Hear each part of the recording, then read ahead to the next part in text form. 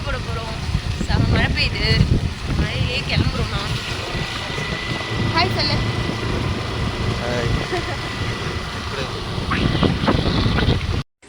First பாண்டியில் மேட்டுப்பாளையமில் இருக்க ஐயப்பன் கோயிலுக்கு தான் போகணும். வீட்டு பக்கத்துலேயே இருக்குது. சரி அங்கே போய் மாலை போடலான்னு போனோம். ஆனால் அங்கே ரொம்ப ரஷ்ஷாக இருந்தது. அது மட்டும் இல்லாமல் 7:30 மணிக்குள்ளே மாலை போடணும். நாங்கள் போனதே 7 மணி தான். அப்போ 1/2 ஹவர்க்குள்ளே அங்கே போட முடியாது. ஏன்னா அவ்வளோ ரஷ்ஷாக இருந்ததுனால அடுத்து ஒரு முருகர் கோயிலுக்கு போனோம். முருகர் கோயிலுக்கு போனோன்னா அங்கே பார்த்தோன்னா அங்கே யாருமே இல்லை.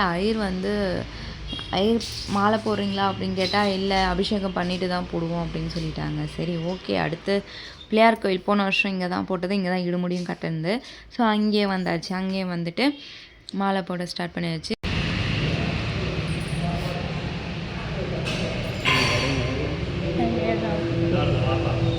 போங்க.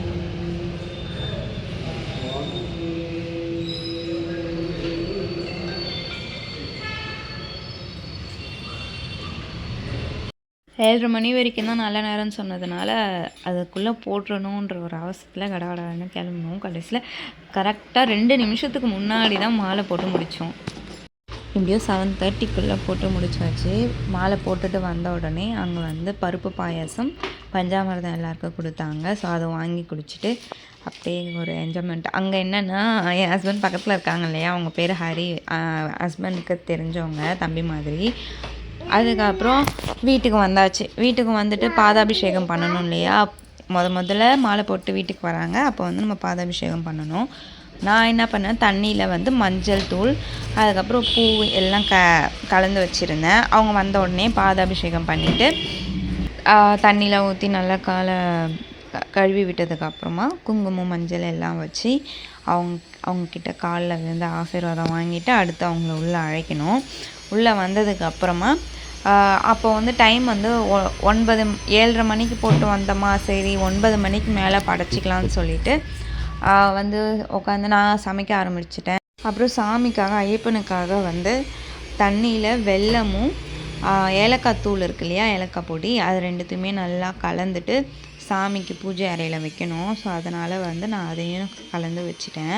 அப்புறமா 9 மணி ஆகிடுச்சு. 9 மணி ஆன உடனே என்ன பூஜை பண்ண ஆரம்பிச்சிட்டோம். பாருங்கள், அந்த வெல்லம் இருக்குல்ல, அந்த தண்ணி தான். அதை வந்து படைச்சி முடிச்சுட்டு சாமியை முதல்ல குடிச்சிருவாங்க, அவங்களே குடிச்சிருவாங்க.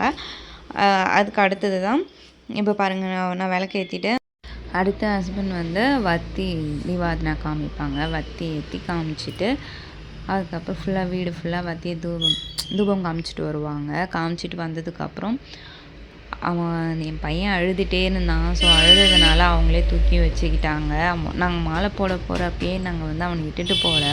கிளைமேட் சரியில்லையா, மழை வேறு பெஞ்சிட்டே இருந்தது. ஸோ அந்த டைமில் அவனை கூப்பிட்டு போயிட்டு இட்டுட்டு வந்தால் எதனா கோல்டாகிடும் அப்படின்னு சொல்லிட்டு அவனை வீட்டிலே படுக்க வச்சுட்டு போயிருந்தோம். கடைசி நாங்கள் போயிட்டு கொஞ்ச நேரத்துலேயே அவன் எழுந்துட்டான் அப்படின்னு சொல்லி சொன்னாங்க. ஸோ எழுந்து அவன் விளையாடிட்டு இருந்தான் நாங்கள் வரப்போ.